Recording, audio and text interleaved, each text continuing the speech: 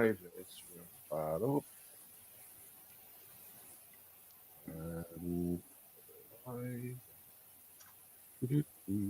This is a new There we go.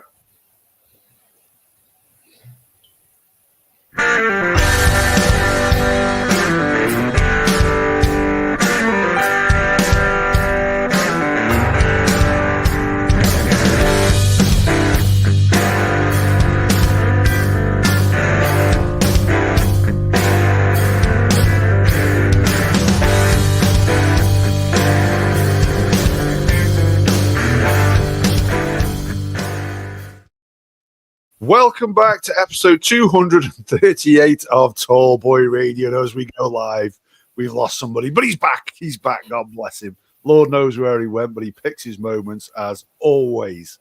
So before I introduce our two guests, let's introduce the disappearing man of the moment. David, how are you? I'm very well, thank you. Sorry about that. I realised I wasn't actually logged in. I clicked the logged in button, and that had the exact opposite effect to what I thought it was going to do, and actually threw me out rather than logged me in. So, yeah. Hi, everybody. Hi, guests. Indeed. So just before we started, we'll say hello to our guest now. Stephen, you were just telling me that David's a man of tech. Do you want to revise that statement? Oh, absolutely. To be fair, I did say it's not true. He corrected me. He did correct me, though, so fair play. Yeah, so we are joined, I think, for only the second time in 238 episodes by a husband and wife team, domestic partners. I'm not entirely sure of the actual arrangements. Neither are we. I don't know. I'm scared to ask. So, Stephen, did you want to say hello first? Hiya. Thanks for having us back on again. This is a bit different. So most people who've heard the other podcast I did with you know it was all about living in a simulation, and also that sort of part two of that moved into AI and where AI is going. So I'm sort of known as the geeky scientist of the pair of us, I guess. Over to you, Lynzie. Yeah, and the other half, Lynzie, do you want to tell us a little bit about yourself? So when you joined us in the past and spoke on different episodes, it's been a very different kettle of fish. It has, really. I'm certainly not a geeky scientist or whatever you just described yourself as. I don't really know what I am, but the last two times I've been on here talking to you, we've been talking about witches, witchcraft, weird kings, people who've been investigated by MI5 for cursing naval ships, etc., etc. Yeah, all of the weirdness from us too. I'm a geeky something, but I don't know what. a geeky witch. We'll settle with that for now, and we'll find out whether that statement's true by the end of the episode, mate. Oh, no, you won't. Yeah. So this episode. Keep trying. We'll get it out of her eventually. This episode then is one that was pitched to us by, I think Stephen actually said he had this idea. So do you want to explain to us then a little bit, because this is actually a first, so 238 episodes of Tall Boy Radio, and this is the first one where the blurb has been written by someone other than myself. And to be fair, I couldn't do a good a job of it as you done. So Stephen, do you want to tell us a little bit about your plan for this? Did you write a blurb? Only a little bit. Sorry, did I not pass that past you? I do apologise. And I'm going to start with a little correction, actually, if that's okay, Beans. Of course. So what happened was, you said, having interviewed both of you on the podcast, how the bloody hell do you manage to live together? I think was the question that was raised. So I said, well, we live together in a very unique way. We operate what's called an agile life philosophy. And at that point, I said, why don't we come and talk to you about it? Because it might help you have an insight how two people with obviously very different interests in life, from very different backgrounds, have managed to create a life that sort of works together. So so we're here to talk about Agile as a life philosophy. And a lot of people have heard of Agile in a couple of contexts. You might have heard of it from software development, because Agile software development is a thing that's been around for 25 years now, 20-ish, 25 years now. The other way you might have heard of it is it's creeped out of software into business, and people are often now talking about having an agile business, and we hear the word pivot all the time. How can we pivot our business? So you might hear about agile business, but not many people have heard about living an agile life and an agile life philosophy, but that's something that Lynzie and I it's a philosophy that we adhere to. Fair enough. And I think that the question of how the bloody hell do we manage to live together is actually the central question of it. It's the starting point for most of those discussions, really, isn't it? It's the reason I ask that is because people ask my wife that all the time. Not so much me, strangely enough. I don't blame her after what you revealed with started. Yeah, I know. So I suppose I suppose the best thing to do is tell you where Agile came from. And Lindsay's, because I love this topic so much, I'll ramble for hours. So I'll let Lynzie do the introduction to where Agile came from. Thanks for that. Because you like my telling of it. So there was a bunch of middle-aged white blokes at the beginning of the 21st century who also happened to be software developers, and they met in a hotel somewhere glamorous, somewhere in the mountains in America, and they decided to come up with a different way of working on developing software. And they eventually talked for a few days, and they eventually came up with this thing called Agile. And it's all about getting rid of all the long and arduous planning that people feel that they have to stick to for, their plans are written in blood and you have to deliver every single thing on them. So, Steve, you'll have to remind me, because I can tell the story in my weird and wonderful way, but I'm not very good at remembering things photographically like you. But we value people over contract. Yeah, so it's things that like we value people over contracts. We value functional code over written documentation. And the whole thing is we value relationships, and we value delivering product that will delight customers. And that was what essentially it was about. And at the time, the only real way that people could deliver projects was using this methodology called waterfall. And waterfall is what most people learned if they went to project management school. And it was all about having a massive Gantt chart with loads and loads of goals and milestones and a critical path. And you had to start on day one knowing exactly what you were going to deliver on the last day. And so that was a bit like starting off in like 1999 or whenever it was with a complete idea that we were going to get HS2 by whatever date, and it might not have been 1999 and it might not ever be 2050 or whatever, but the plan for that would have to be delivered come what may. In Agile, you might start off with an idea to build HS2, but actually you might get a monorail from London to Crawley instead. Who knows? But something that was useful and delightful for people, rather than something that cost a whole ton of money that nobody wants anymore. Oh, interesting. So, Dave, just out of interest, then, as a man of business, as a man of tech, is this something that you operate within your business world?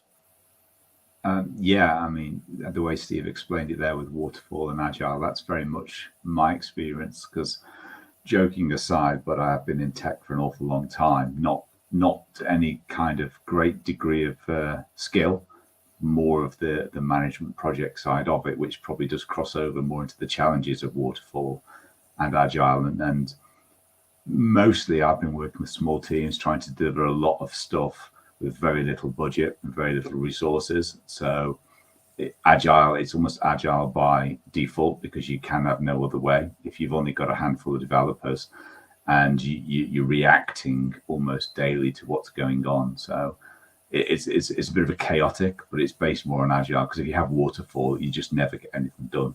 I mean, we've been quite extreme in the current business. Early on, we didn't even have proper testing or anything. We just had to throw it out, do it, get it live, and if it broke, we fixed it quick. So it's kind of extreme agile, really. It's a bit dangerous. We don't do that anymore. We're a bit bigger now, but back then, that's how we did it. Yeah, fair play. So I'm curious then, this philosophy of Agile Life, is it your philosophy that you've developed, or is something that you've adapted from elsewhere? In fairness, I suppose if you went and, I was going to say Googled, but you'd probably get more results if you looked in Amazon. You might probably get 5 or 6 books on Agile Life, living an agile life. I have to say, I've not bothered reading any. And the reason I haven't is this is something that Lynzie and I there are some things sometimes in life you come to naturally. And you don't need anybody else's writing to tell you you're right. You don't need anybody else's writing to tell you that it's something that works, because you've lived the experience and it's worked. So I don't know if Lynzie has, she's the one who reads tons compared to me, but I haven't gone out there, and we haven't borrowed this from any research as a couple. There will probably be people out there who do write something about the crossover of agile into life from business. But it's not something, and perhaps it's something we should write a book about, I guess, at some point. But to make it easier for anyone who's not familiar with agile, and to do it in a nutshell, what I'll do is I'll explain the whole agile process in about 6 or 7 steps, and then we can explain how that translates over into our lives, into life, if that makes life easier. So the way the agile process, the way the creation of anything starts, forget the agile process, but the way creation of anything starts, you've got an inspired person with a vision of a future that they want to create. And whether that's a product or whether it's a situation, you've got an inspired person with a vision of an anticipated future. Then what they do is they gather some experts around them to help build that, whatever that might be. So that is the team that are doing delivery. Now, it's the job of the team doing delivery to take that person's vision and translate it into concrete, buildable chunks.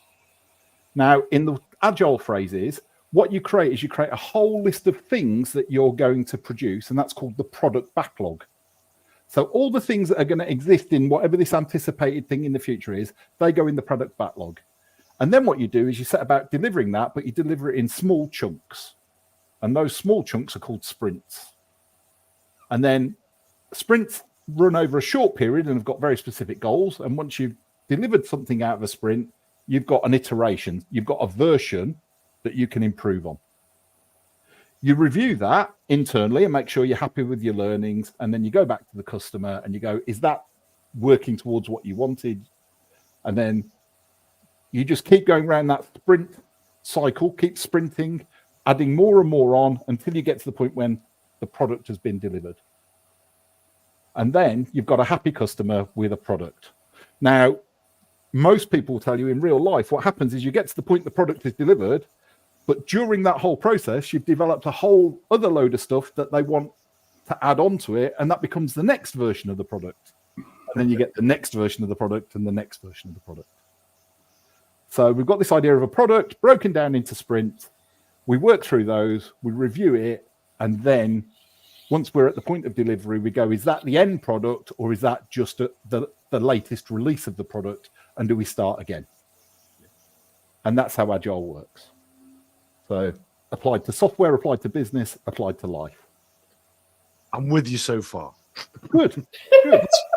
Which is, let's be honest, is better than the other episodes that we've had you on. 13 minutes in, and I'm starting to doubt my own existence. So here, I'm with you. We've lasted 10 minutes longer than usual then, so we're doing well. We're doing well. We're doing really well. We're doing really well. So that is and you've got all sorts of ways that businesses complicate it so they can make more money from consulting on it. You've got lots of ways that corporates abuse it so that it can fit the corporate model of budgets and everything else. But in a nutshell, that is the Agile method of delivery. Okay. So that's yeah. So, and we sort of realized not too long after we got together, was it really? We sort of realized that we lived this philosophy independently, I think. And then started to realize that we both had a very similar philosophy. I find that interesting because, like I said, when I asked that question, I wasn't being facetious. I wasn't being rude, although sometimes I do manage to do that without trying. Having yourself on and having Lynzie on, I find you both very, very different people. Again, like we said before, though, fantastic guest to have on a podcast because you do loads of preparation. It's one of these episodes that Dave and I can almost sit in silence for and just let you two guys crack on. And it's wonderful. It makes our life very, very easy. But two very, very different people. So with your very ultra scientist, everything needs to be understood and broken down into and compartmentalized, whether that's AI, whether that's the fact that we're living in a simulation, whether that's your work, that I think I understand how your mind works. With Lynzie, the approach is probably, I would say, more, well, in my opinion, I would say, was more artistic in terms of taking joy from the things in life, like artistic or autistic? I was going to say, did he say artistic or autistic now? Yeah, I was Probably very both of those careful. things. I was very careful on my pronunciation, I promise you. So no, it's stuff like witchcraft, which is the polar opposite. It cannot be, for the most part, it can't really be documented. It's difficult to prove, and it's often questioned. So I find the fact that you have a similar philosophy in life fascinating, because it's certainly applied in different ways, although this is your opportunity to tell me that I'm wrong. I don't think that witchcraft is any more difficult to define than Steve's idea of living in a simulation. And in fact, in many ways, witchcraft is so much easier to understand and get your head around. Yeah. And like I said to you before, things, if I were to ask you or anyone we know, would you be willing to put a curse on your child? I bet you £100 that most people we know would hesitate to do that, because something in them thinks that's true. But Steve only has to get 2 minutes into a simulation conversation before most people are saying, stop it, stop you, you're making me doubt my own existence, even though I'm here and I can pinch myself. So yeah, which is the more scientific? Who knows? Did you just say you'd pay me £100 if I let you curse my child? Because I've got two of them. I didn't say that. Have you got two? Which one? Both. I'm thinking £200 here. Can you do the wife as well? How much is the wife? 500. Okay, £700. I'm in. Yeah. With the I'm going to ask a question about Agile within a relationship, because presumably you don't have a Scrum Master. Just trying to throw words into confuse Adam now, or do you? No, and then sometimes we do. Because you've also got prioritization, and I guess when there's just two of you, is that any different how you would prioritize within this agile environment of a relationship as any other relationship would?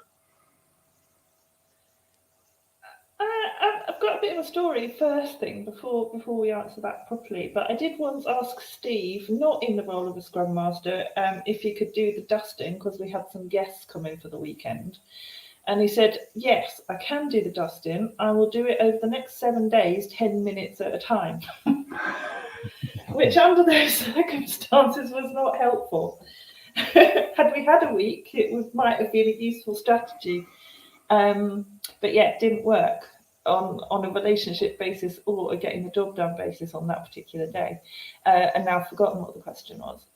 So but prioritization. It was about, yeah, no, well, we generally do sit down and prioritize our workload and what are the most important things or the things that we're most going to get the most benefit from the most quickly. We prioritize on that basis, really. And that's why we live in a massively messy house for the most part. Because I mean that what you just said there, Lynzie, is kind of a key to an agile process, particularly if you're looking at it from within a business model, which most benefit, the quickest way to the most benefit, however you say that grammatically. Yeah, and your MVPs and things like that, to get those outcomes the quickest. And you just said you live in a messy house, and tidying up is quite a low priority, isn't it? So that makes absolute sense. Unless you've got guests coming round, then you've got 7 days. Yeah, apparently so. So that makes perfect sense to me. And is that generally then? So explain a bit more about the agile then. So once you set on your priorities, how else does that agile reflect itself into the relationship? So should we talk about the process first, and then talk about how we live the process? It's probably so. Yeah. Go for that. So the way we do our process is every 2 years we have a significant review of our product, and our product is our life together. So every 2 years we do a significant review of the product, and we go, okay, in the last 2 years we set these goals. Have we achieved them? If there are goals that we've altered along the way, we understand why we've altered them and what might have done that. But every 2 years we sit down, and over a couple of weekends we do some business prioritization, because we're fortunate enough to own a business together. So we do some business prioritization. And actually, one of the beauties of the Agile approach is it means that if we want to play with businesses and play with different things, we can, because we're not locked into having to make it work. If we try a couple of iterations of something, it doesn't work, we can drop it and pick something else off the list. So from that perspective, we're quite happy to fail as long as we understand why it failed, and we can learn something that we can put into one of the other efforts. And in fact, we killed something last weekend, didn't we? Yeah, we took a conscious decision, so. and we celebrated the fact that we killed something rather than have it hanging around us. So I'm not referring back to the previous podcast and saying that we actually just took it off the radar. We're not doing that anymore. Yeah. So we do the planning, and it sort of splits into a business planning and a life planning. And then at the end of that, we bring them both together and we create a mood board that is our guiding board for the next 2 years. And then we genuinely do break that down. There's a brilliant guy called David Heiner. If you ever want to talk to someone about setting and achieving massive goals, I can highly recommend bringing David Heiner onto the podcast. But he taught us something called the pyramid approach, which we use. So we set a big hairy goal and we break it down into the blocks that are needed to achieve that. And then what we do is we have regular updates over the interim period. So we'll do a review at 3 months, a review at 6 months, review at 9 months, review at 1 year. And we'll just do quarterly reviews of where we're up to in our life and business goals. And we tick off things that we've achieved. And we just operate in those two-year product development cycles with quarterly sprints in between. It sounds a bit weird to describe things as a product, doesn't it? And I think it's probably quite useful to say that in Agile, everything is a product. So anything that you're trying to do, trying to build, trying to achieve, trying to make is a product. So your life together, or your house that you're moving to or aspiring to get is a product. So you kind of get towards the completion or the achievement of that product just as you would with anything else. So and a great life is a product. I guess the thing is we probably formalize some things that other people do naturally without realizing it. So, I mean, for example, the idea that, you know, most people move into a house believing that's it, I've got my end goal.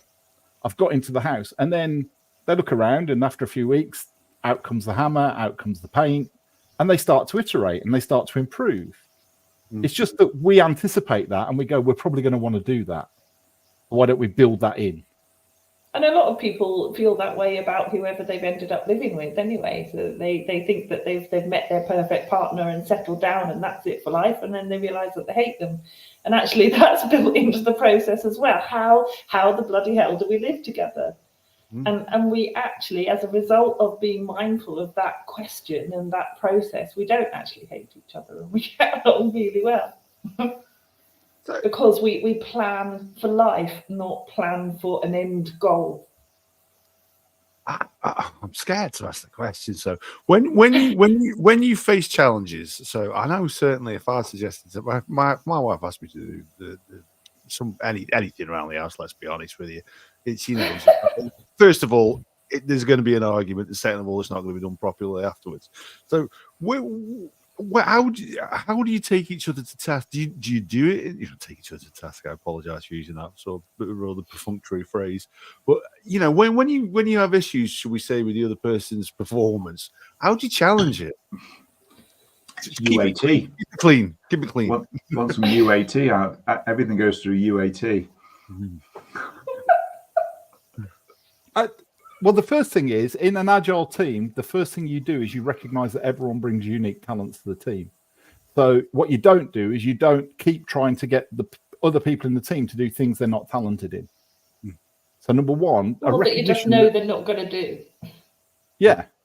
Yeah, so instead of constantly trying to change each other's behaviors and modes of operating, you accept and actually you discuss. So, and then you discuss, well, actually, you know, we both like our garden, but neither of us are ever going to do it. So we'll outsource it.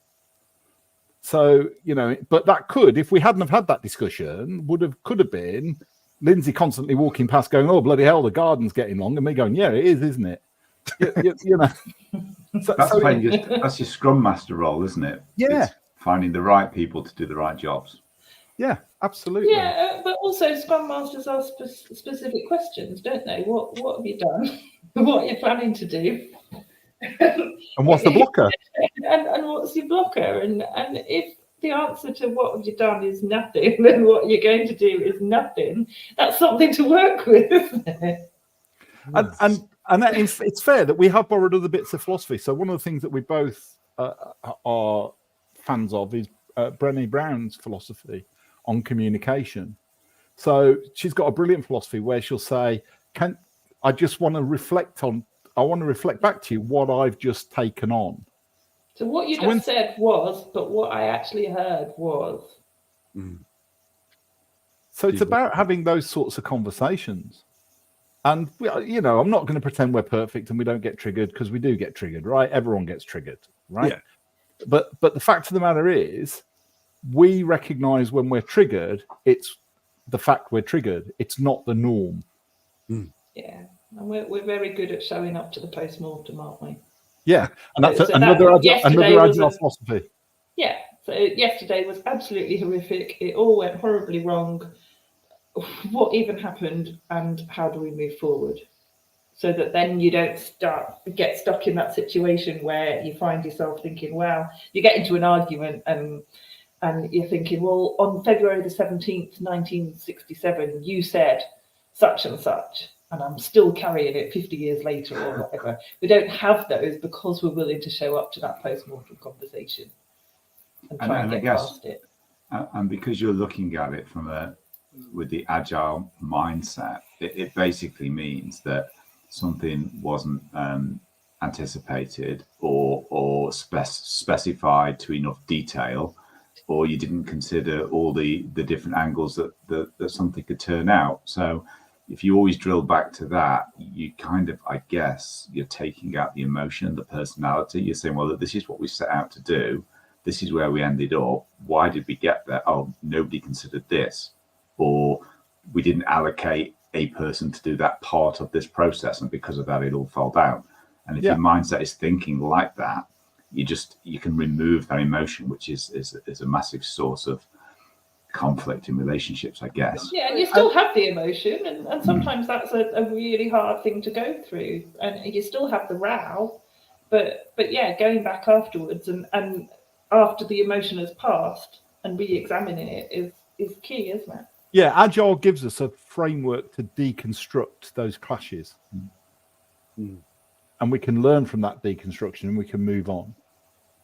That's what it gives us. So, and the other thing is, I think from my perspective, we're in a unique situation in applying an Agile philosophy to our lives, because we're both at once the people with the vision, the customer, and we're also the delivery team.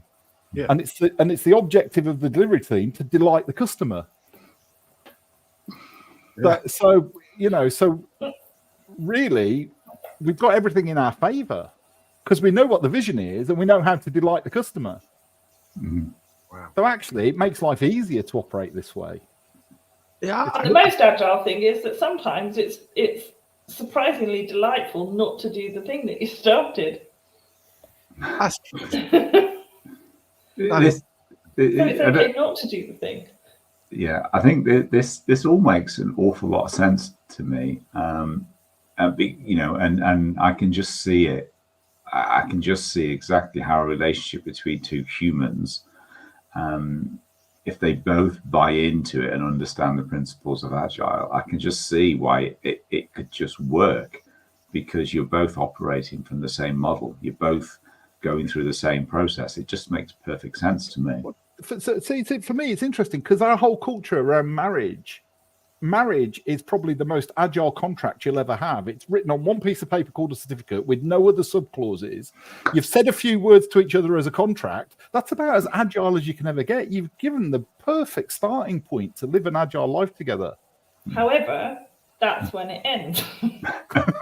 Because the contract has a very clear end goal in mind, doesn't it? You sign that contract when you're 25 years old or 35 years old or whatever, with fully signed up to the expectation that you're going to live together in marital bliss until you both die at the age of 90 or whatever, or 100, and nothing is ever going to go wrong. And then 6 months in, something does, and you can't cope with it because you didn't sign up for that. It's a one-step waterfall plan, isn't it? Or two-step, get married. Well, 3 steps, get married, one of us dies, the other dies. That's basically it, isn't it? Yeah. I don't know. I think I did it right the first time around. Get married, get divorced. See, that's more agile, and then be open to the next product, the next iteration. And that works as long as you're prepared to take the learnings from the first into the second product development. Yeah, But you've got to, you see lots of people. You see lots of people on their 4th, 5th, 6th marriage, going, I can't understand why I can't understand why I can't find the right person, having lived their life exactly the same way through all 5 marriages. Yeah. We had an area manager. He always used to continually say, "If you always do what you've always done, you'll always get what you've always got." God bless him. God bless him. Yeah. And so you just got very lucky, Adam. Pardon? You just got very lucky, mate. Yeah. Second time. No, I'd say she got very. No, I wouldn't. So moving I don't on. think you're lucky anymore, given that it's a birthday. No. I will pay for that later. I will pay for that later. It's okay. It's not the worst thing I've done recently, trust me. So you are. I'm going to be in so much trouble. So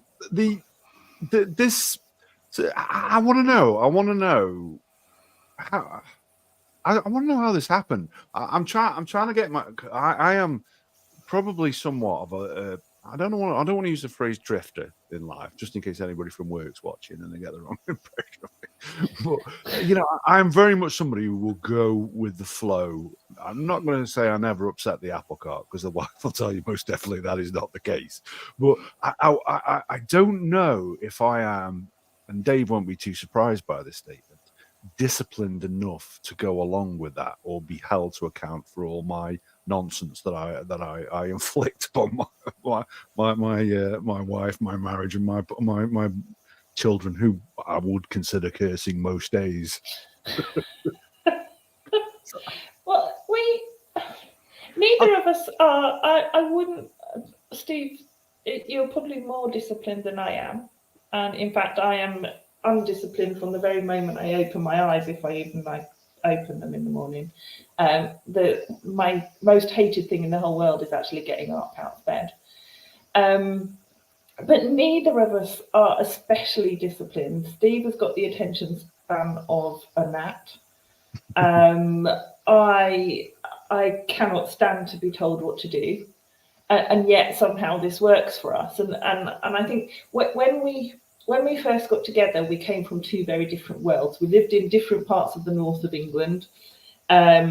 Steve, if you don't mind me saying, had come out of a long marriage, and I had come out of a short, recently come out of a short marriage, and we met. And I was living in a flat. Steve had a house and dogs and all of those kinds of things. I had my son. And somehow we decided to kind of meld our lives together, but we had to start in an agile way because we were coming from 2 different directions, and we didn't quite know how things were going to pan out. So we decided that we were going to rent a house rather than buy one, and mix our families in that way and see how it went. So we weren't committed to a 25-year mortgage or whatever. And also, our son has autism, and he was at a point in his life where he was just choosing what he wanted to do. He was moving from a sixth form college to another college, didn't know what course to choose. So there was loads of things, loads of uncertainty, and loads of kind of plans that had to be made, and we didn't quite have a firm direction for them. And because he has autism, our son really struggled at school, and was told by various teachers that he should go into social care so that he could be a care worker, and not to bother doing A-levels, not to think about going to university. But he decided that actually he'd really like to try and go to university and try to live independently, because it was also assumed that he wouldn't be able to live on his own and learn kind of domestic skills and executive functioning and things like that. So part of bringing our two households together was finding a house that he could learn to do those things in, as we kind of got to grips with living together. And so we found a house that was two houses knocked into one. So it had two kitchens, two bathrooms, two loads of bedrooms, etc. And so Jacob could have his own house and start to try and live independently, whilst having the absolute safety net of being able to come through to our side of the house and say, I've burnt my dinner, or I don't know how to do this, or can you help me? And we'd always be on hand. And so that was our first foray into unintentional agile, really, wasn't it? It was about it was a 2-year sprint while he was at college. Yeah, setting up an opportunity to test or to see if he would be able to learn to live independently, and he completely smashed it, didn't he? And did absolutely brilliantly. And within a couple of months, he was doing more housework than me, and burning his dinner, but learning all the time. And within at the end of that 2-year sprint, if you like, he went off to university in Manchester and managed to live completely independently and get through the pandemic and have some relationships of his own. Oh, and now he is just finished a master's degree as well. So someone else who doesn't like being told what to do, then I wonder where he gets that from. And actually, we've just finished a sprint plan with him.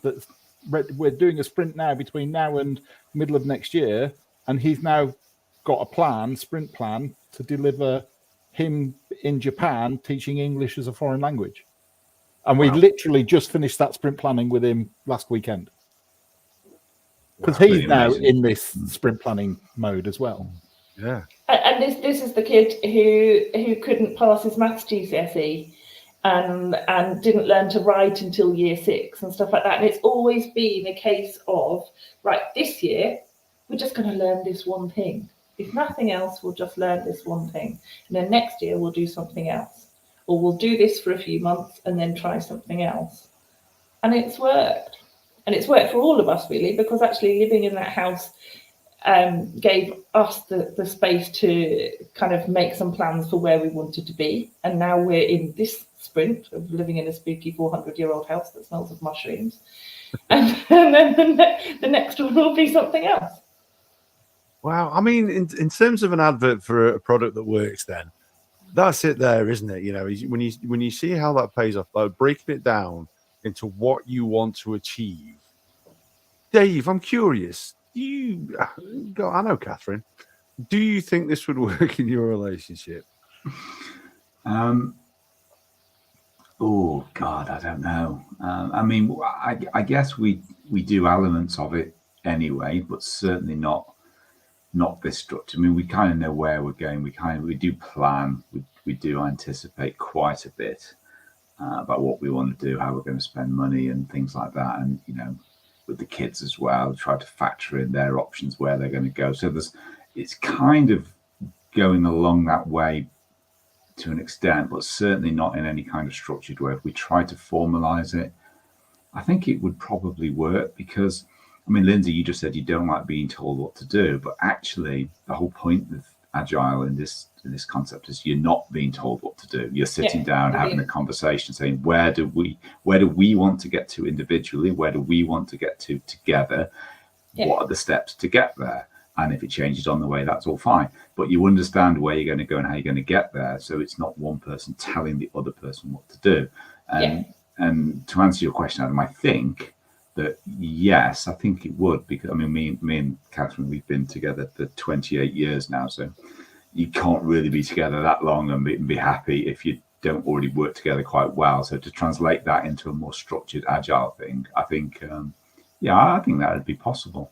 In fact, I will have a conversation with her next time we're wandering through a field or something, when you're having those kind of conversations with no distractions, because I think it's very interesting. I can totally see from the moment we started talking about it, because I understand the agile background, I totally see how it can fit and how it can work.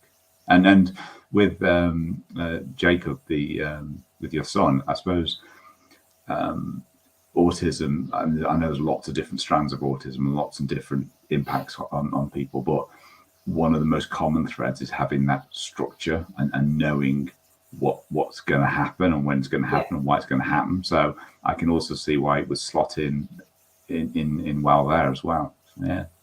So Lynzie had come to living an agile life because every year it was, what's the next challenge with Jacob that she was going to have to deliver?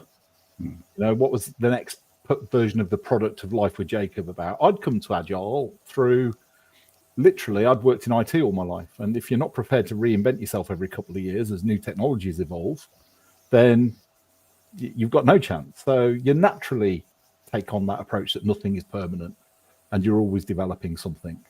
So, and also, while Steve comes from the IT and tech world, I spent 20 odd years working for the NHS, and you made a comment earlier about having no money and no resources, and most people who work in the NHS will recognise the feeling that you're asked to deliver something big and delightful, as it were, with nothing more than a pen in the back of a rubber glove or a paper towel to write on. No money, no hope of any money, no hope of any extra resources, but somehow you've got to deliver something.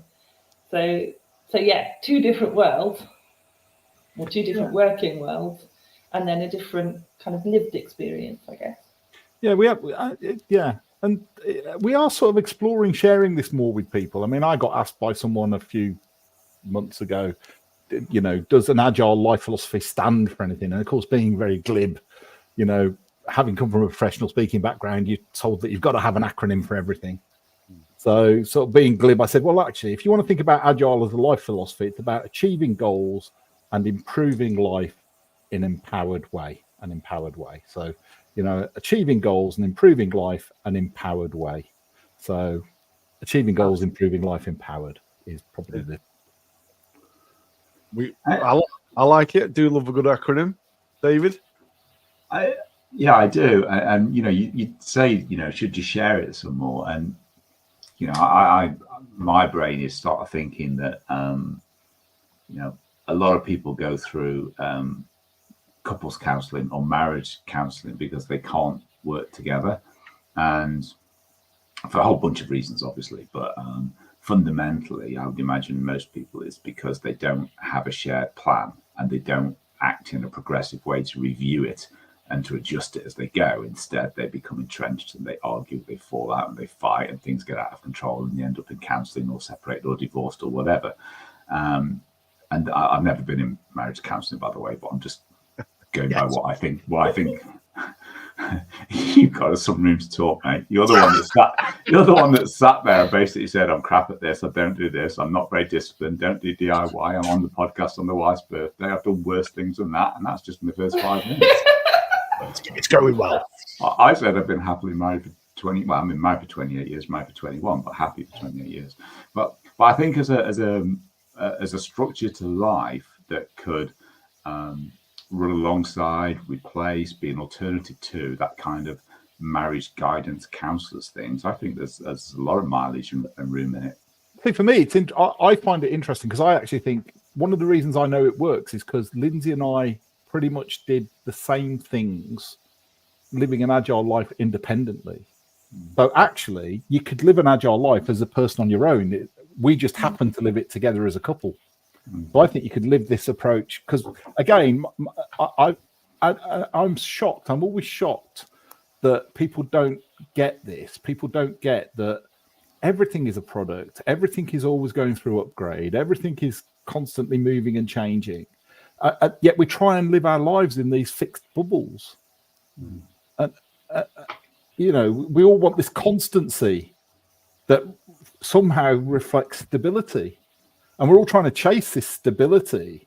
My view is, if you're going to live with constant change and uncertainty, why don't you put a structure around it so that you can live with it? And it's So just a bit. It gives me scaffolding that allows me to live. Sorry. That's all right. I talked over you. I do apologise. So, David, right at the beginning, you mentioned a concept of MVP, and we didn't talk about it. Mhm. So MVP is a minimum viable product, and I like to think about a minimum viable day. So, you know, those mornings when you wake up and you think there's actually no point in getting out of bed, or everything's too overwhelming. As soon as I get out of bed, I'm going to have 1,000 chores to do. Everyone's going to want a piece of me. Just don't want to do it today. And I ask myself, what's my minimum viable day? What does it look like? And is it literally getting out of bed, cleaning my teeth and putting some pajamas on and making it as far as the sofa? That might be the minimum viable day until 10 o'clock. And you might feel a bit better by doing that. And then you can add something else into your equation and something else. But also we have minimum viable days together. And if you're not feeling it, you're not getting along on a particular day, you know, what is the one thing we can do today that will make today kind of as all right as it can be? And that might be, it's just, well, let's sit together on the sofa and we'll have a cuddle for 10 minutes and then see how we feel after that. Just that kind of, what's the one thing we can do? Because there's always, like Steve's favourite saying, your favourite saying is there's always one more thing you can do, isn't there? Yeah. But there's always one thing you can do to get back on track. And it might not be the be all and end all, but that one cuddle for 30 seconds even is the start of something. It's the start of rekindling a connection, or, you know, making peace, or reminding yourselves that even though things are hard today, we're together, and we will reach the end of this day. Fair play. One thing I'm curious is, this wouldn't work unless you were both entirely bought into it, would it? If someone was more bought into the idea than the other was a little bit, yeah, I'll go on, we'll give it a go, we'll suck it and see. It wouldn't work as well, would it, do you think? I don't think so. No. And that's a very quick answer, because I think that Agile, or what we've described, it is pretty much about accountability. And if one person isn't bought into being held accountable, they'll feel very begrudging about being told what to do. And if you're not both willing to be held accountable, it's not going to work. No. Just like if you have a team of 10 people at work and you're working in an agile way, and one of those people refuses to be held accountable for their actions or their non-actions, they're the weak link in the team. Wouldn't you say, Steve? Do you have a different view on that? You're absolutely right. It's about accountability, and with accountability goes personal responsibility. So for me, the way that you get to being a couple that live an agile life is one of you lives an agile life well, and you intrigue and delight and encourage the other person to want to understand more about how that works. So you don't start off by beating someone over the head going, we're going to live an agile life. You go, I've learned about this new life philosophy and I'm going to give it a try. And I'm going to try it. And the first thing that someone's going to say is, well, why aren't you asking me to try it? Well, I want to see if it works for me first. So I'd rather try it for me, and if it works, then if somebody else sees that you're doing things better, having a better life, enjoying more, that they've then got two choices, haven't they? They can either ask, can I come along on that ride, or they don't have to. Either way, you get to live your best life. Yeah, you probably have to have some parameters. If like Adam asked if me and Catherine could do that, well, I probably couldn't just unilaterally do that without some kind of control, because I can't just say, right, my 2-year goal is to sell the house and live in a cottage in the south of France. And in 3 months' time, I'm going to have bought a sports car. And in 6 months' time, I'm going to take 3 months off and traveling the world. Right, that's what I'm doing, Catherine.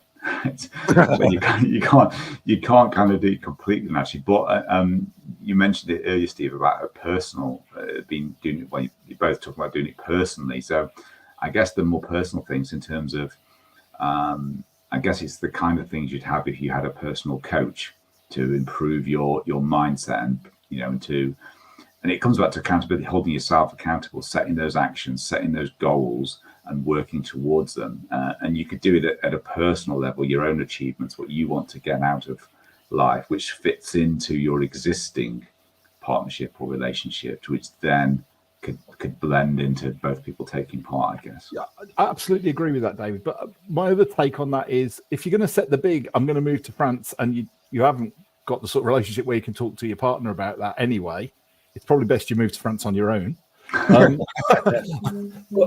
But actually, when I'm talking about, even again, let's go to MVP for your agile life. MVP for your agile life is actually, I've always fancied learning French.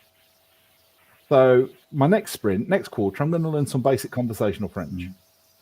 So that has no house in the future.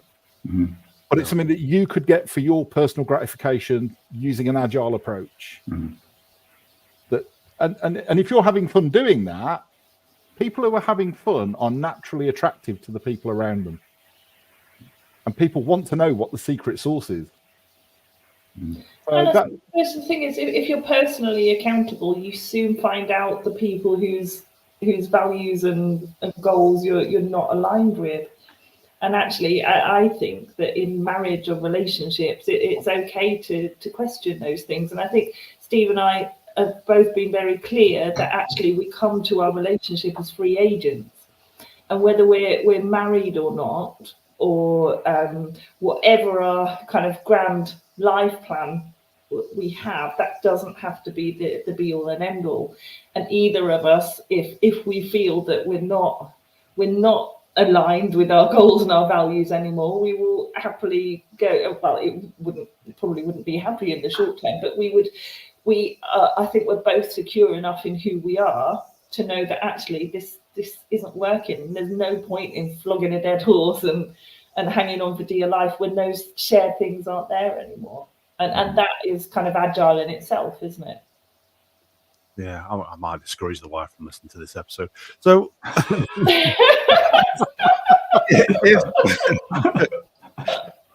when she does, she's going to hear that.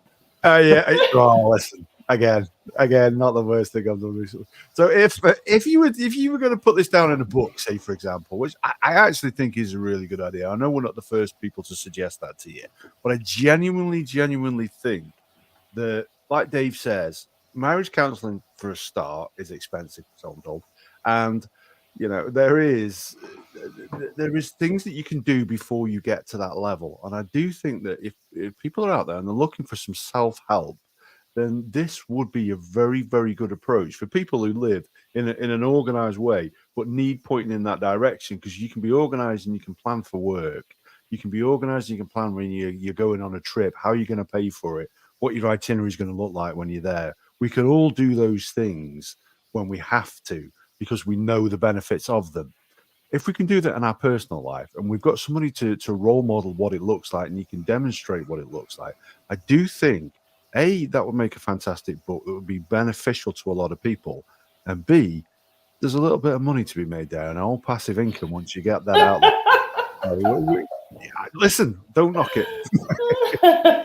But if you were to write a book, Steve, I would imagine you want to put some rules in there. If you got anything. Yeah, okay. So okay, fair. Nice leader. Thank you. So one of the things that actually you could regard these as tests to whether or not you could live an agile life, or you can actually just regard these as direct hacks. But Lynzie and I sort of had a chat about what sort of things make good agile. If you're living an agile life, but you don't want to live the whole agile philosophy, what are some things you could do to just live a bit more agile in the way that you live? So, and we investigated and we talked and we spoke and we said, we sort of came up with 5 hacks that you can do that would actually help you live a more agile life. And you can do these as couples, you can do them individually, or you can do them with friends.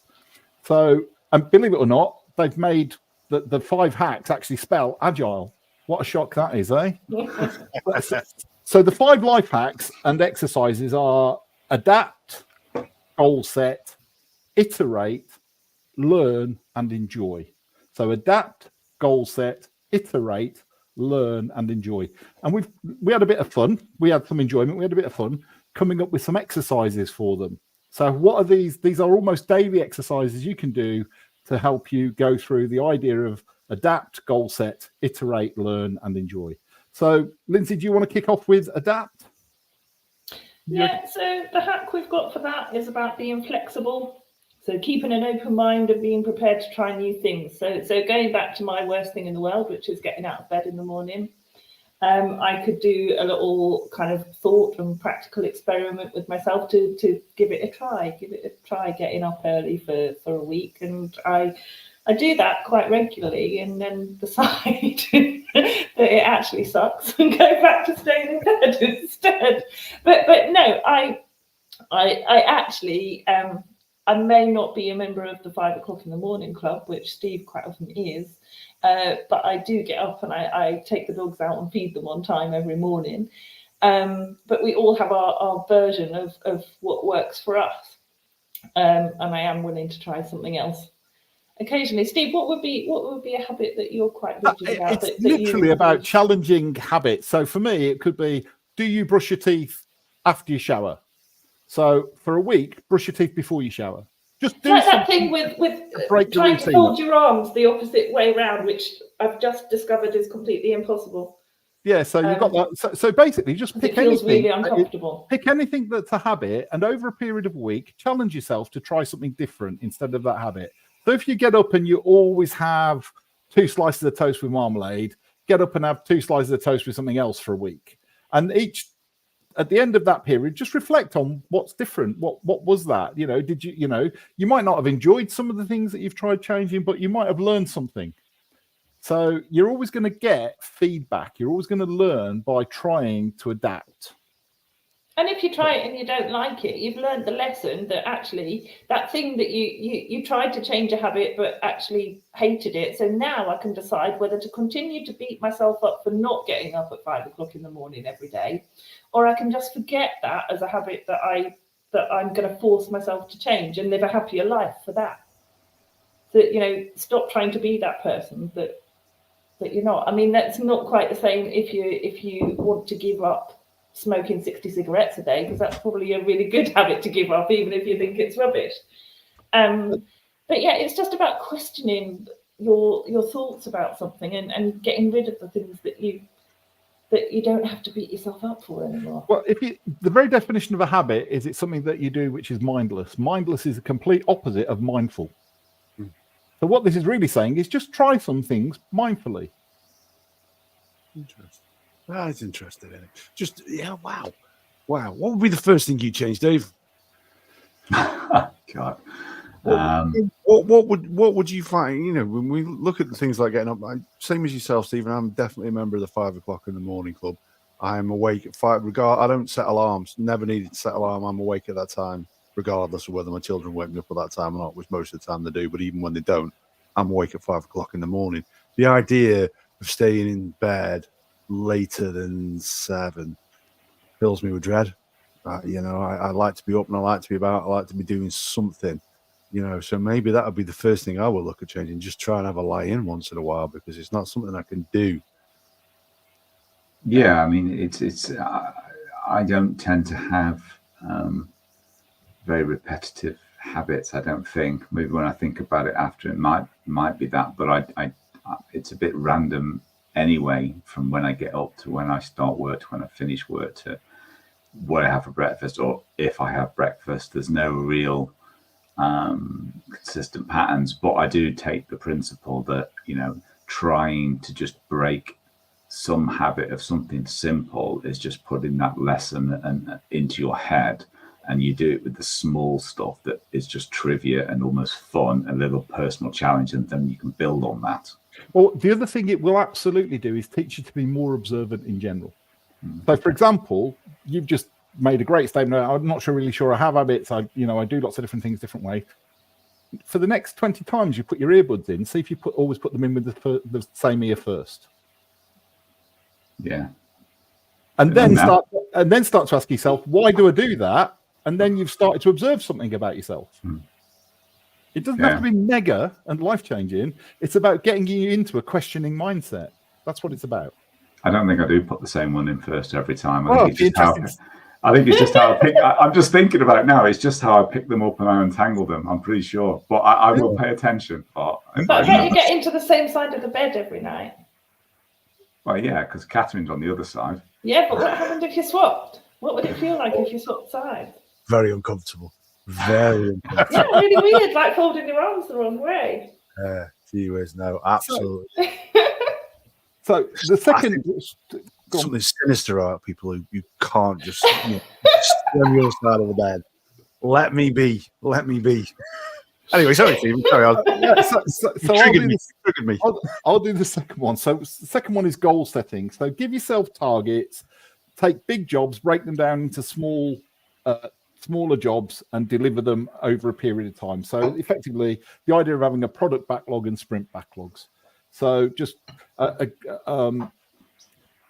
a good way of doing that is we create a vision board. So grab some newspapers, magazines, or the digital equivalent is go off to Unsplash and grab some royalty-free images. And, we actually create mood boards electronically that we use as wallpaper. And they've basically got our goals. Wallpaper on our monitors, not on the wall. Yeah, wallpaper on our monitors. And then what we do is, you can use anything you want. You can use Post-it notes. We use Post-it notes when we're working manually, but you can also use planner tools or Trello or anything else if you're a software person.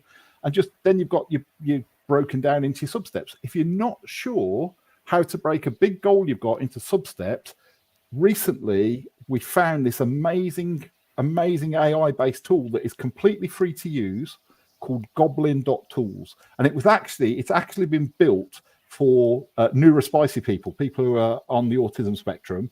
And you can put a goal into it and hit a button and say, break that down into subtasks for me. And then you can pick any one of the subtasks and say, break that down into subtasks for me. So it will actually do the job of breaking your big goal down into subtasks for you. Really useful tool. Really, really useful tool. Completely free. Written by a Belgian guy who wants to help neurodivergent people with autism and with executive function challenges. Absolutely fantastic tool. Can't recommend it highly enough.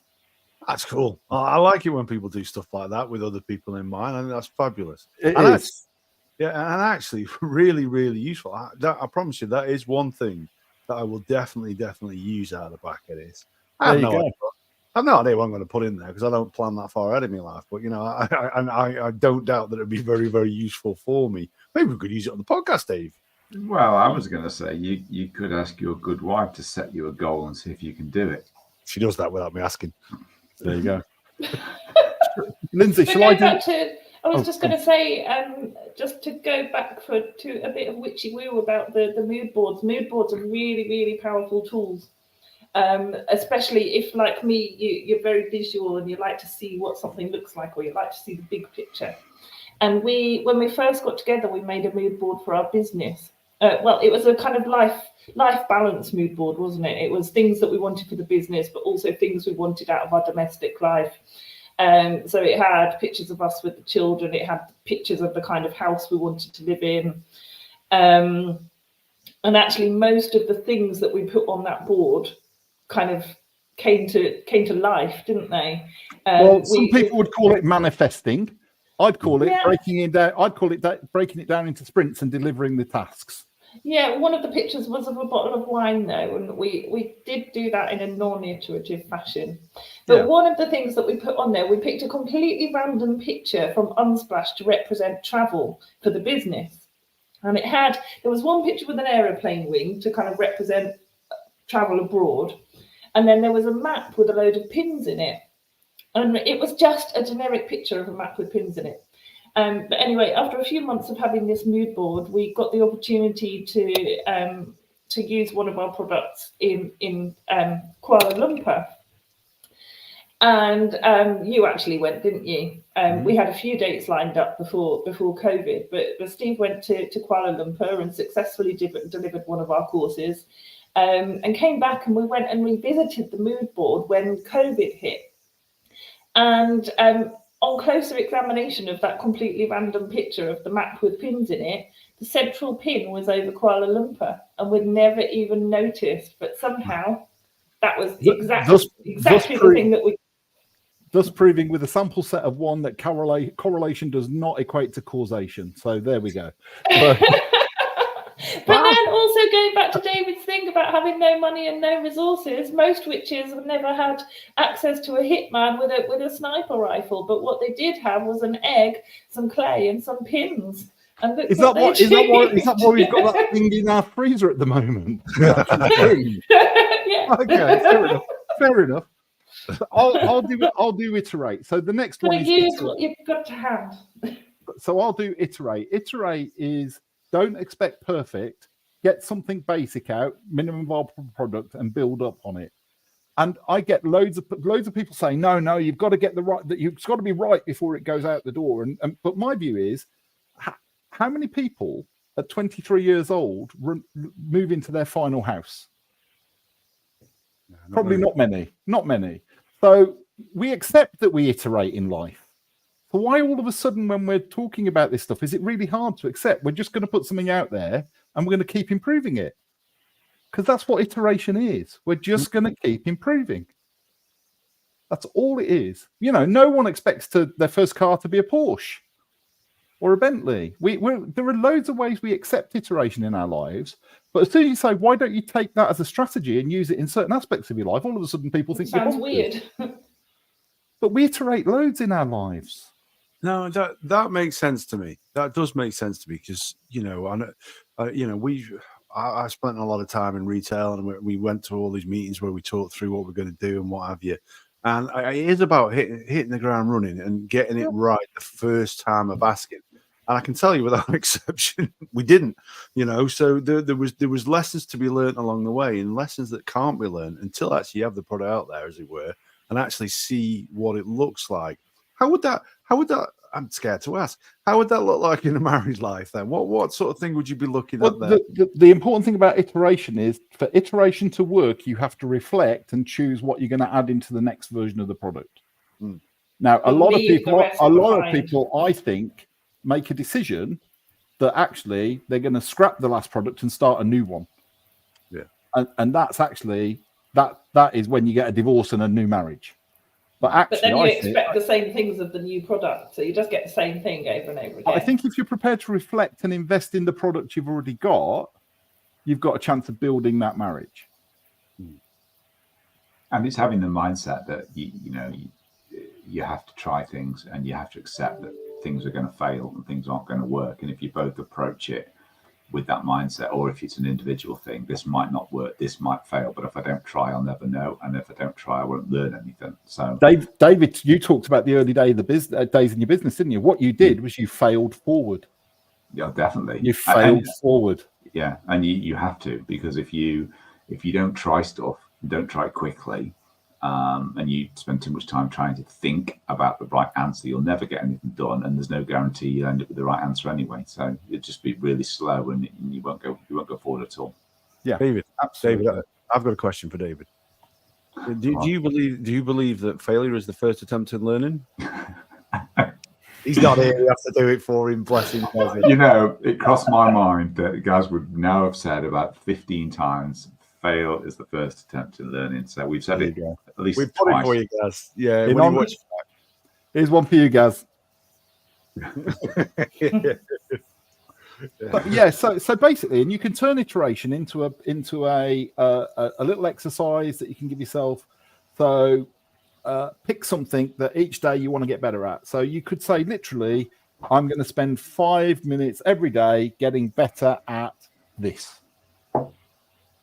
5 minutes a day, 10 minutes a day, and just keep building on what it is you're learning.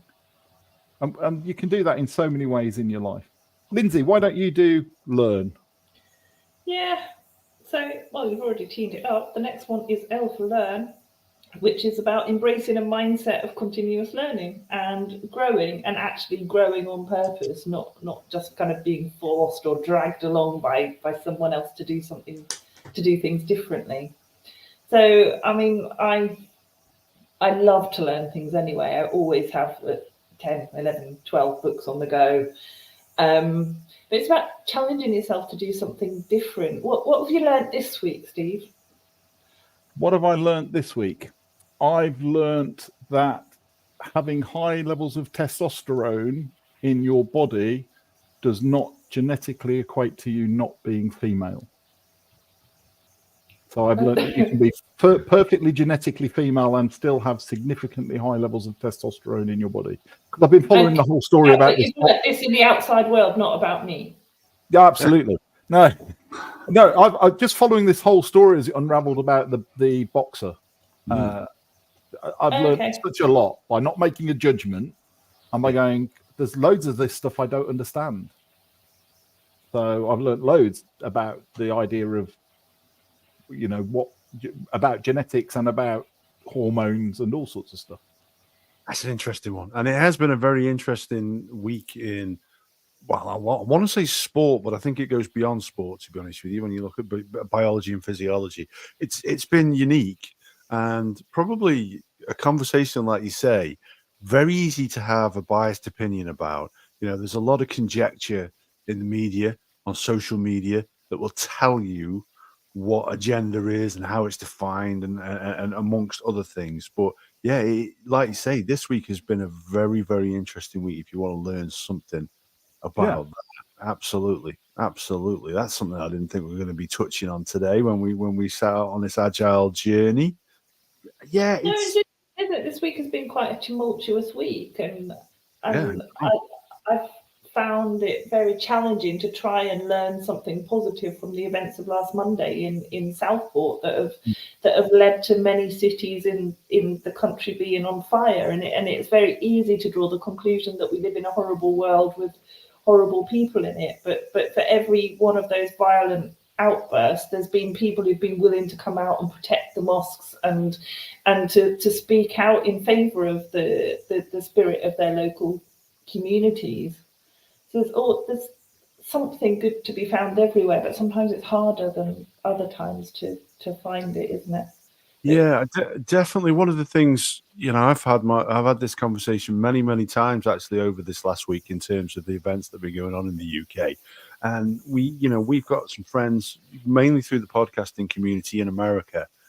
And obviously we know the divisive nature sometimes of their media and their politics and the way that everything's set up there. And they've been curious to try and understand it and to try and explain it and try and explain the deeper rooted issues. And actually, like you say, there's some really good folks out there that are trying to do the right thing by people, by not tarring everybody with the same brush.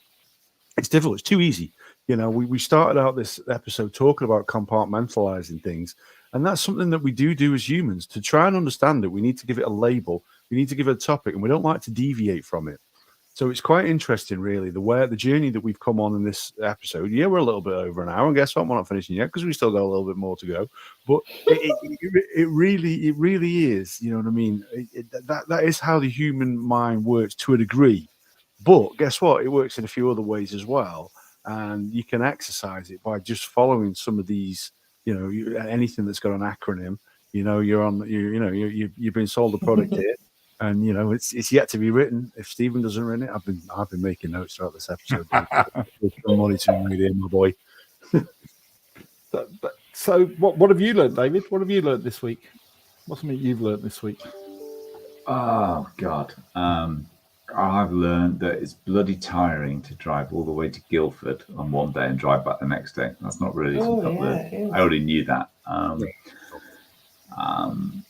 I don't know. Experiences more than anything. This weekend, Alice is on a residential cooking residential in Guildford, and we drove down, stayed in a nice hotel Sunday night, and I dropped her off Monday morning and drove back, and it was a nice time to spend with Alice. I deliberately picked a nice hotel. It's not just a Premier in the centre of Guildford, and mainly because I wanted it to be a nice weekend for me and Alice, and also to help her settle any anxiety she had for the week ahead. So if I learned anything, probably learned and developed in emotional attachments with my daughter, and we've had some good conversations. So and I think that's iteration, isn't it? It fits into that. Yeah, you've learned that works. You've learned that works. That approach works. We're building on previous experiences and previous ways of doing things, and that's why I deliberately picked this way of doing it, because it was a deliberate effort to do that. Yeah. Talking about Americans, Adam, and Americans and politics. Lynzie, what have you learnt this week? I feel like there's a right answer to that question. Well, it's completely evading me right now. You were absolutely shocked when I was talking to you about Donald Trump the other day. Oh my God, yeah. I did not know and have since learned that Donald Trump prints Bibles. Didn't know that at all. Did you know that? I didn't know that. And they cost $60. And you can buy them, and they have the American Constitution printed in them, complete with the Second Amendment and everything. I didn't know that. And didn't you say that most of Trump's campaign funding comes from the sale of a significant portion of Trump's campaign funding comes from selling $60 Bibles from the Trump Bible Publishing Company? Wow. Never heard that. I'll tell you what, Dave, the TBR Bible. That's where the money's at. There you go. Adam, have you learned anything this week? Have I learned it? Well, I'd like to say I learned not to tick the wife off, but no, I clearly haven't. Have I learned anything this week? Do I learn anything any weeks? That's my biggest fear. I've learned something in this episode. I've learned, and again, Stephen. Every time we have you on, I sit and I will analyze myself. And I joked earlier a little bit about myself being a bit of I'm one of these people who will gladly drift through life, and I always say to people that I've been very, very, very fortunate. Anybody who knows my wife knows I'm punching way above my weight, and I've been very lucky, and I consider myself very, very lucky, and very, very blessed. All the problems in my life have been of my own creation, and I'm quite happy for that. And then long may it continue. But in terms of learning something in this episode, it's that planning, and it's something I am absolutely terrible at. And I don't know whether it's as I get older in life. I turned 51 a couple of weeks ago, and that gives you a little bit of self-reflection and things that you want to do differently. Dave and I want to do an episode on midlife crisis. So we researched midlife crisis. We've talked about midlife crisis a little bit. Don't believe for a second I'm having one before. Don't hit the panic button just yet. But I have started looking at that and change, and why, when I was reading about how midlife crisis comes along and the sort of stuff where rather than looking at what you've achieved in life and everything that you have, which, like I just said there, I'm blessed. I'm very, very fortunate in that respect. But I do start then looking at the things that I would like to do and achieve in my dwindling twilight years, and what I'm listening to tonight is a very good way of going about and actually setting myself that task of actually, first of all, recognizing what it is that I want to achieve, and then maybe using that website that you recommended there, how I'm going to go about doing it. So have I learned much? Not really, other than, like, say, bits on midlife crisis. Mm-hmm. However, I'm recognizing an opportunity to learn in the future and iterate and maybe build the beans, not 2.0, maybe 1.1. Let's take baby steps. And there's always an opportunity to bring a new release out. There is always an opportunity to bring a new release out, always. So the last one is enjoy. Have some enjoyment in it. Now, I'm going to so part of it is have fun, but part of it is also catch yourself having fun. So the way that I do that, and the technique I've developed over a number of years, is I've got something here called a gratitude jar. Put it in front of your chest. It's disappearing into a turtle. There you go. I've got something called a gratitude jar here. Now, I have kept a gratitude journal in the past, and the problem with that was one of the key tricks for gratitude is it has maximum impact if you can record it while you're feeling grateful. But the problem is, if you fill a gratitude journal up, it becomes more and more valuable to you as you fill it, and then you don't want to take it with you when you go to places. Yeah. So I've actually got a few slips of paper in my wallet and a little pencil, and when I'm out there having fun or notice something and feeling grateful, I make a note. It comes back and it goes in my jar, and then I have that in sight every day. So when I have a crap moment, crap hour, I look at, and that started in January. So this is filling up over the year. And I try and recollect a couple of things a day that I put into my gratitude jar. And interestingly, at the end of the year, I tip it all out. I get a nice bottle of wine and I work through it. And it's like having an Oscar ceremony where you win all the Oscars. Yeah. And the reason I did this was I set up a project, a little intellectual scratch of the head. I set up a project where I wanted to record 1 million gratitudes from people around the world. Now, we never got to 1 million because I set myself a fixed time scale. We got to just over 250,000 gratitudes. Wow. But we analysed the data, and one of the things that we found out is people on the whole are grateful for the people in their lives, not the things. 98% of people reflected gratitude over relationships, not over ownership of things. Yeah. Amen. Amen. But this is a great way of catching yourself enjoying life, and then celebrating it at the end of the year with a nice tip or whatever you fancy. And if it's glass like this and it's visual, when you're having a crap hour, you can see just how much you've enjoyed your life so far this year. I like that. I like that very much. It's something we've said on this podcast before, isn't it, in the past, David? That when we look at life, and I've probably said it a number of times, I'm at the risk of doing a gaz here, but when we're on our deathbeds, when we go and face St. Peter at those pearly gates, you are not going to remember the house that you lived in. You're not going to remember the car that you drove. You're not going to remember how nice the pen is that you write your notes with when you pop it into that jar. What you are going to remember, the shared experiences that you've had with people, and just the experiences in life are far, far more enriching than a material product. And, and it's, I Dave and I differ on the old religion thing, when it's far too late into the podcast to get into that kind of talk. But that for me is the absolute key to life, those shared experiences with people. And to be fair, that's one of the many reasons why we started doing this podcast. And also, it's one of the reasons when people like your good self reach out to us, and I think you pitched the idea to us. But apparently, it comes from one of my bizarre and thought-provoking questions. That we get the opportunity to have you back on and spend another hour or so in your company, and it's been wonderful. And like you say, this one, I'm actually going away with a plan of stuff to do. I'm going away having understood my life maybe a little bit better, because that was one of the reasons when you discussed it. You sort of said that yourself and Lynzie have this agile life and how you learn. That actually it's something that I could apply, in terms of my life, and maybe Davey can apply it to his life, and hopefully anybody who listens to this episode can do the same as well. So, I mean, we're coming up to around about an hour and a half by the time we knock this on the head.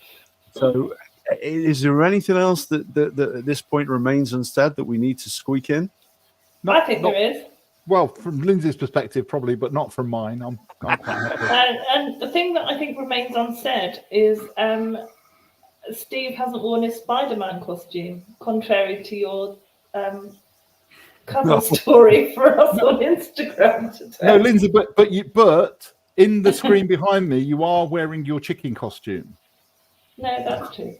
So do you want to explain why you've got a chicken? Why you are a chicken in Minecraft? Okay, so this is an agile business story, I guess.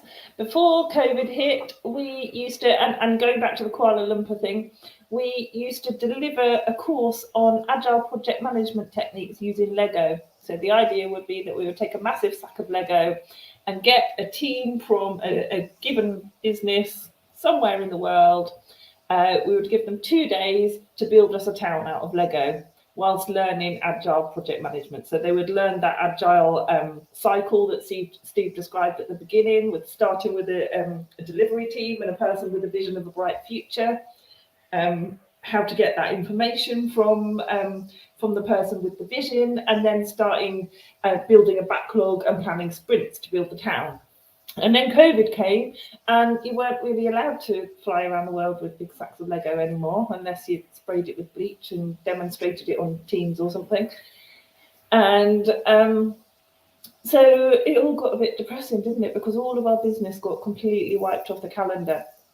And then I think it was our son who just happened to say, well, if you can't do it with Lego, why don't you try doing it with Minecraft?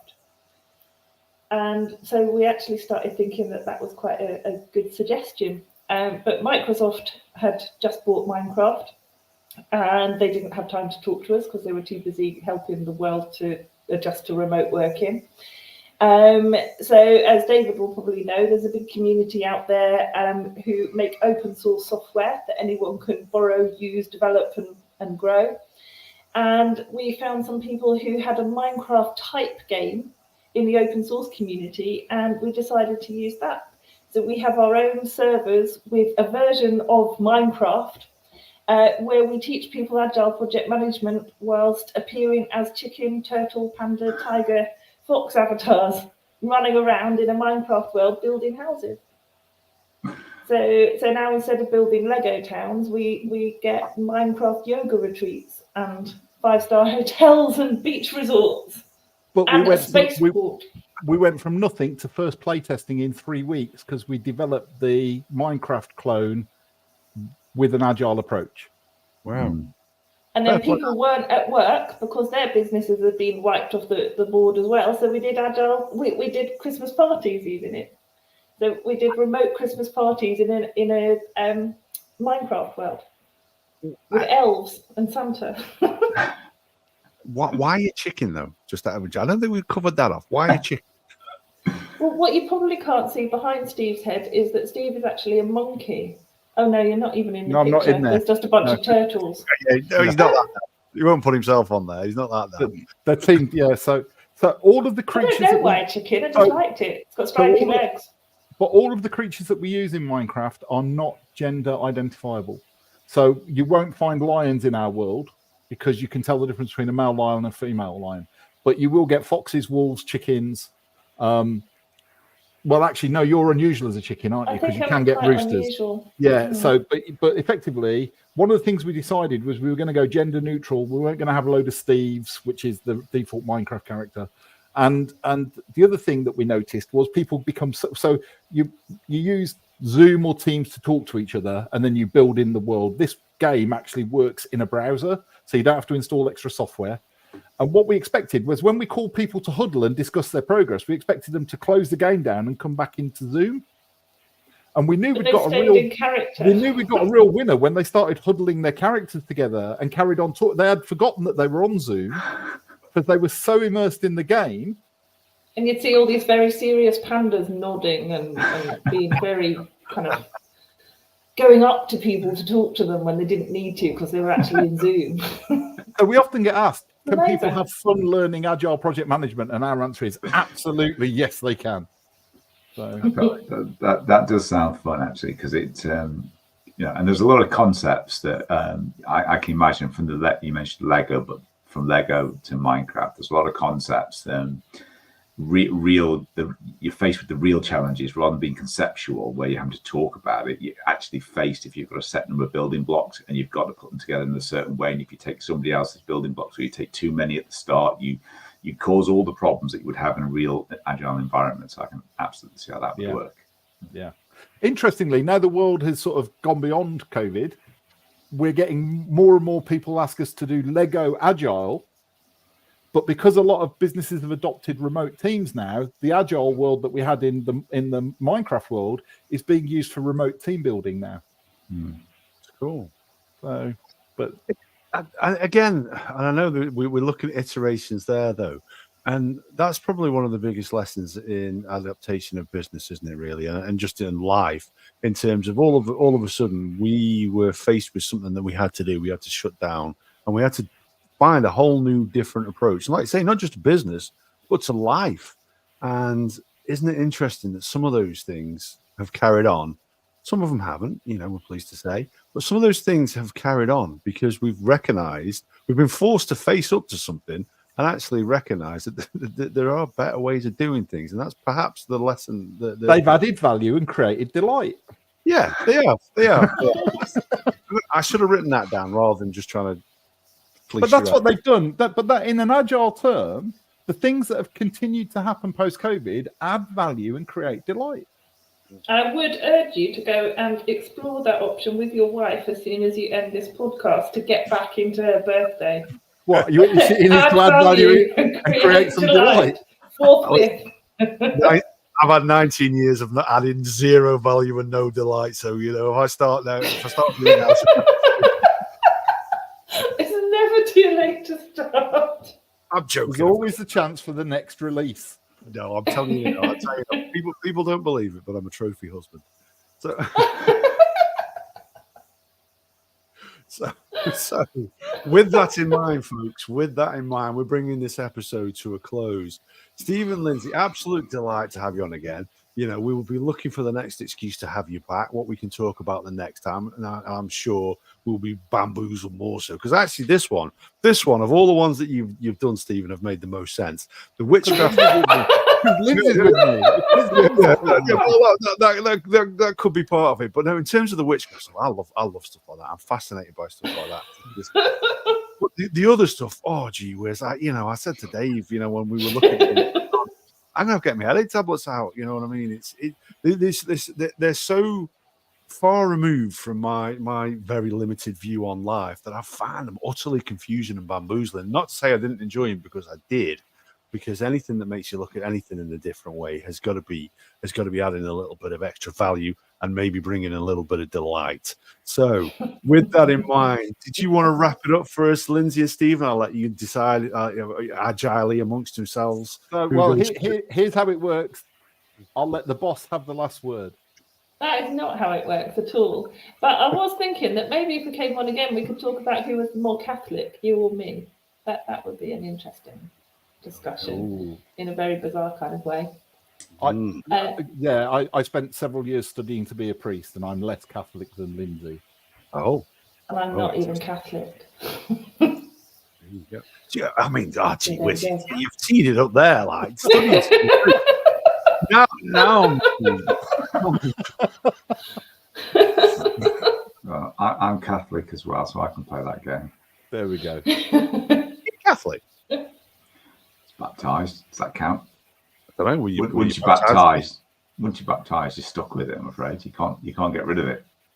How guilty do you feel on a daily basis for things that you may or may not have done? You're starting a whole new podcast.